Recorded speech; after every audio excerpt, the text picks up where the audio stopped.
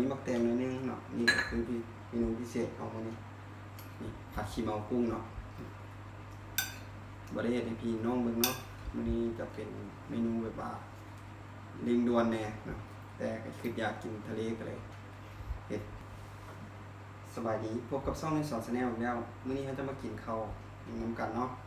มาเดี๋ยวพี่น้องกินข้าวน้ำกันมื้อนี้เราจะมีเมนูก็คืออันนี้ก็เป็นแจ่ว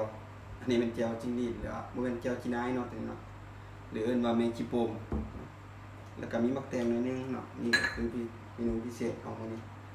นี่ผัดขี้เมากุ้งเนาะบริเวณในพี่น้องเบิ่งเนาะมื้อนี้จะเป็นเมนูแบบว่าลิงดวนแน่เนาะแต่ก็คืออยากกินทะเลก็เลยเฮ็ดผัดขี้เมากุ้งแล้วเนาะตัวนี้ก็คือแกงจืดตัวนี้แกงจืดนี้เป็นแกงจืดอันจ๊อกตีนหมูใส่กับผักกาดเนาะมาทุกคนกินข้าวนำกันเลยนะเนาะห่างหายหลายมื้อบ่ได้อัดคลิปอันนี้เนาะก็ขอโทษขออภัยนะเพราะว่าค่าเวียกแน่แล้วก็มีธุระส่วนตัวเนี่ยก็เลยบ่ได้อัดคลิปลงเป็นยังไงก็ฝากกันในช่องนี้สอน Channel เนาะเป็นช่องบ้านๆของเขาเนาะค่อยเองก็ชื่อว่ากี้เนาะหรือว่ากี้นี่สอน Channel ก็ได้ทักทายสบายดีกันเนาะบ่ว่าจะเป็น FC ลาวหรือว่า FC ทางฝั่งไทยเนาะหรือว่า FC ทางฟินแลนด์เนาะก็ขอบใจหลายๆที่เข้ามาคอมเมนต์เนาะมึงคลิปถ้าได้เบิ่งคลิปนี้แล้วก็มาเด้อกินข้าวนำกันเด้อ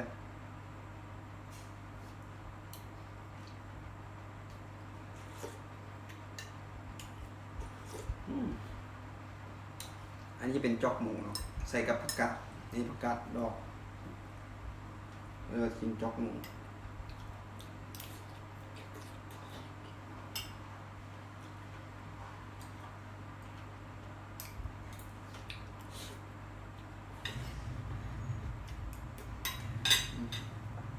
เนาะอันนี้มันเจียวเรียกว่าจีโปมหรือว่าเมืองลาวเขาเอิ้นว่าจีนายเนาะ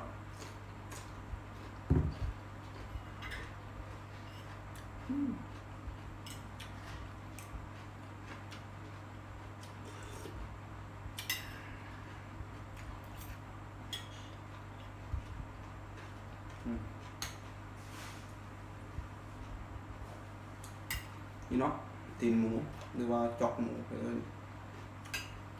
ก็ ไม่ต้มเปียกกับแซ่บเหมือนกันมื้อนี้ก็ทายทำท่ามกลาง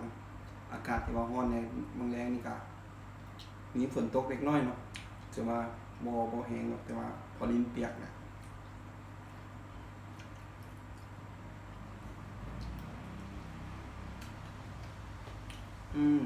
นุ่ม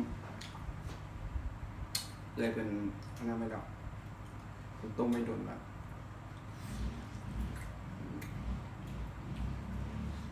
แซ่บเนาะเดี๋ยวมื้อหน้าสิกระเปียกกินจอกกินกันเราการดีๆก่อนเนาะนี่ก็เบิ่งคลิปนี้ไปก่อน เป็นยังไงก็ฝากฝังช่องนั้นเนาะ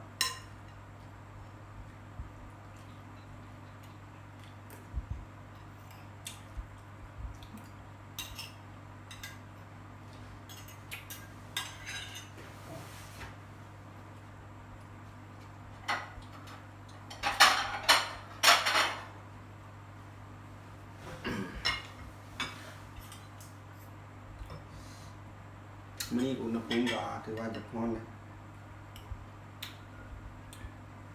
เดี๋ยวมื้อหน้าเนาะเขาเซตสูตรประมาณว่าสูตรแจ่วเนาะก็เป็นแจ่วแจ่วบาร์บีคิวเนาะซึ่งเอื้อยเพิ่นเฮ็ด ผู้ใดสนใจก็ติดต่อได้เนาะราคาบ่แพงดอกโลนึงเพียงแต่ 70,000 กีบเนาะอันนี้ก็คือหนักๆเลยเนาะแบบว่าเครื่องเขาเน้นๆให้เลยนะมีเอื้อยเพิ่นสั่งมาเนาะแถวบ้านเนี่ยเพิ่นโทรมาสั่งเนาะเพิ่นว่าสีมือได้มันแซ่บหลายเลยขอสร้างไปนะเนาะเพราะว่ามันมีงานปาร์ตี้มีงานเลี้ยงอย่างเงี้ยเพิ่นก็เลยสั่งมาเนาะทำกระจัดให้เพิ่นเนาะแต่ว่าบ่ได้ทายทำให้เบิ่งดอกเดี๋ยวเฮาสิมารีวิวกินให้เบิ่งเดี๋ยวมื้อเฮาไปเล่นหรือว่าไปปิกนิกสิลองเอาแจ่วตัวนั้นมากินกันเนาะเพิ่นเรียกว่าแจ่วบาร์บีคิว ม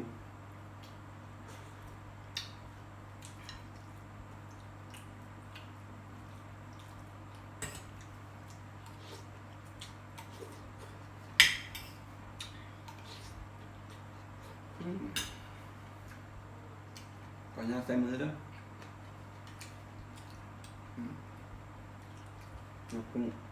กุ้งขาว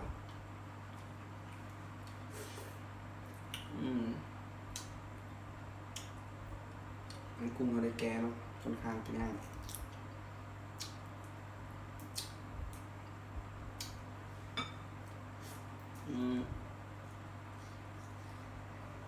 นัวอยู่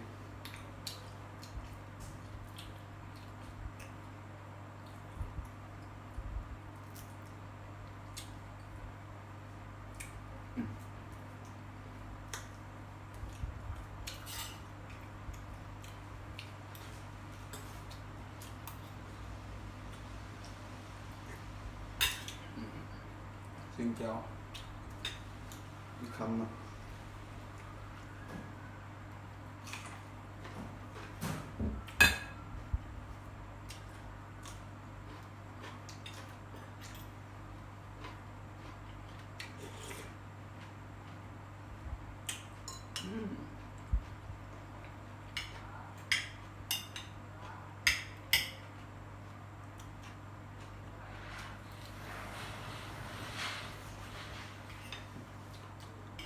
ใช่ปะ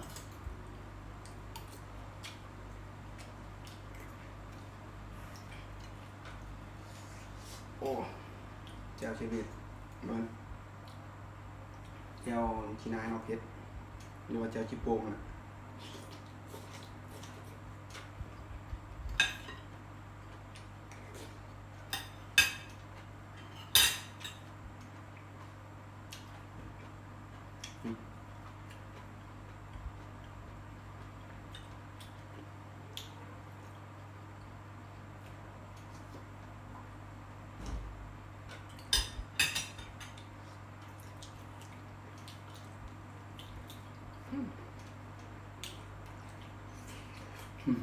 ขินมุมมาหนึ่ง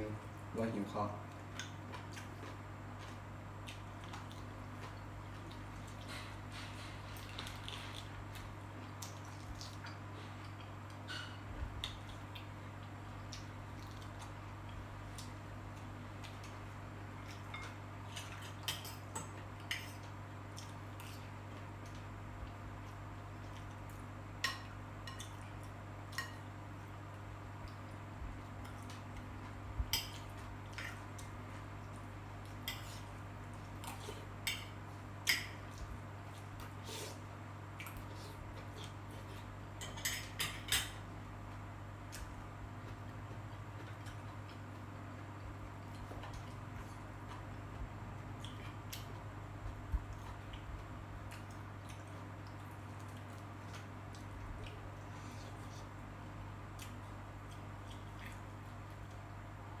พวกเนี้ยก็สั่งซื้อออนไลน์นะราคาก็บอกแพงหรอกตกเงินบาทกับประมาณโลนึงกับประมาณ200 บาทประมาณนี้แหละ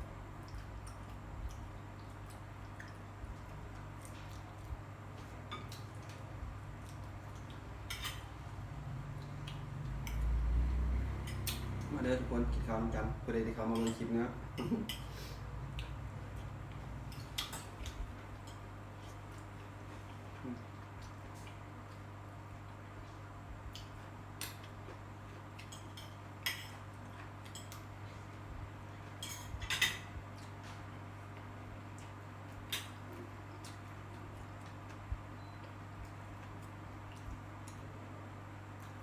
ซิมอีกค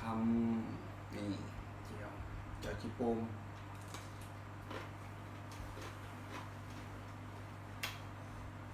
ภาษาลาวเอิ้นว่าจีนายแต่ภาษาไทยเอิ้นว่าชิโป้ง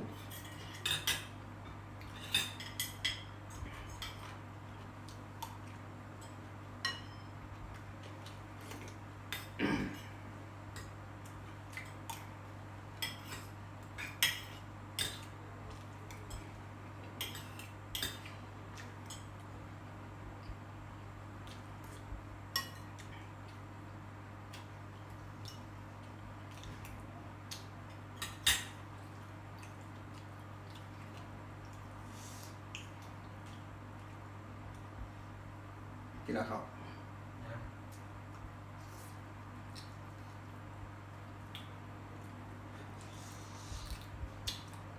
มันน้อยเราต้มยำ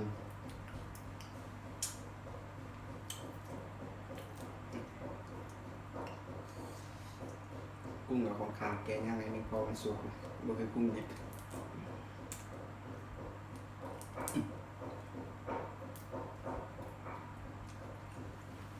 หวาน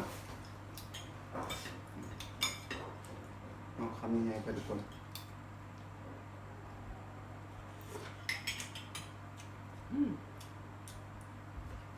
อันยากเนาะเสียบถึงยากเดี๋ยวนิ้วมือ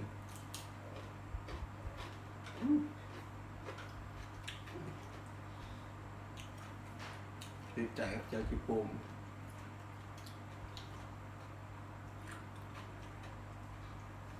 ความหมายแก้วก็คือหมายแต่ว่าน้ำพริกจิโปม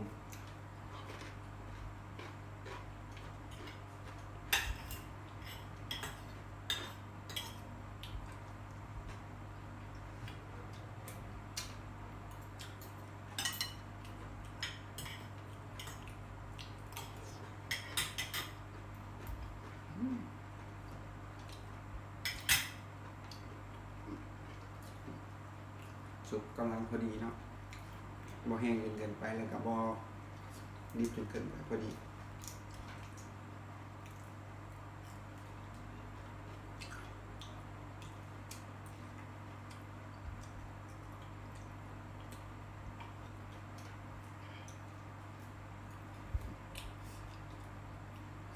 แต่สิบ่มีดังออกสู่ทะเลแต่ก็กินทะเลได้ปะ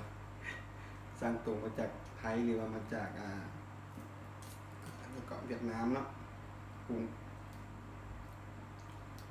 ประเทศลาวเป็นประเทศเดียวที่ว่าบ่มีทางออกสู่ทะเลแต่ก็มีอาหารทะเลให้กินบ่ขาดในสถานการณ์แบบนี้เนาะคือว่าบางคนกักตัวอยู่บ้านมีหยังก็สั่งแต่อาหารทะเลนำกินอันนี้ธุรกิจออนไลน์ถือว่าหรือว่า delivery เนาะได้ครับความนิยมหลายส่วนถือว่าบูมเลยล่ะ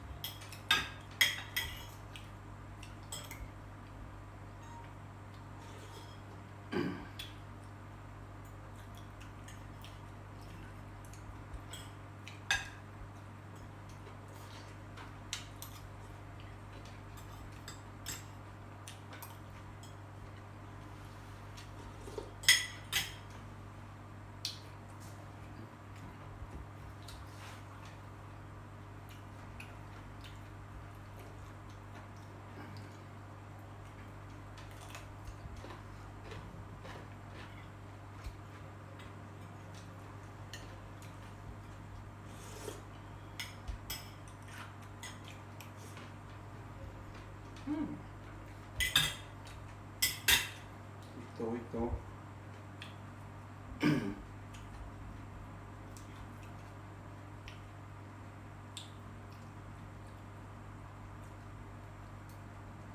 นี่อยากจะมุมมันเพราะว่าเฝ้ากินหิวข้าวนี่บอกว่าหวาน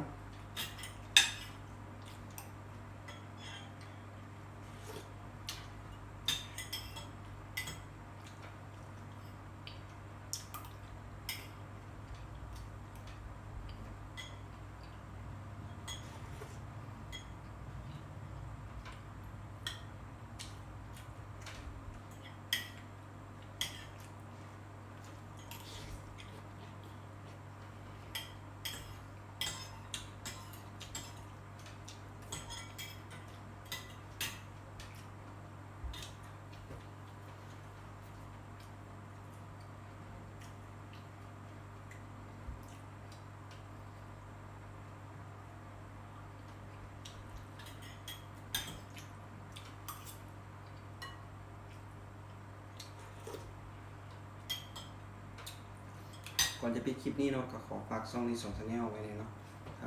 พบเห็นเนาะ ก็อย่าลืมกดไลค์กดแชร์กด Subscribe นะก็เป็นกำลังใจ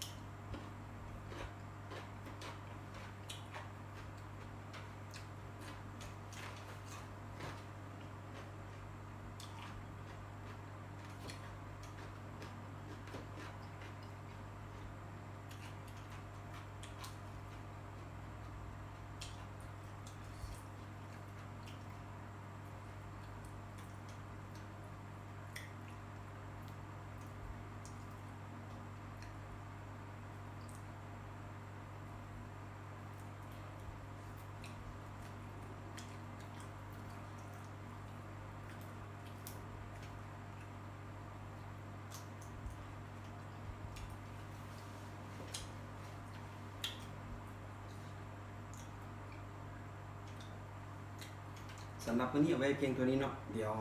โอกาสหน้าหรือว่าคลิปหน้าเขาจะมีสิมากินเมนูอย่างก็ขอ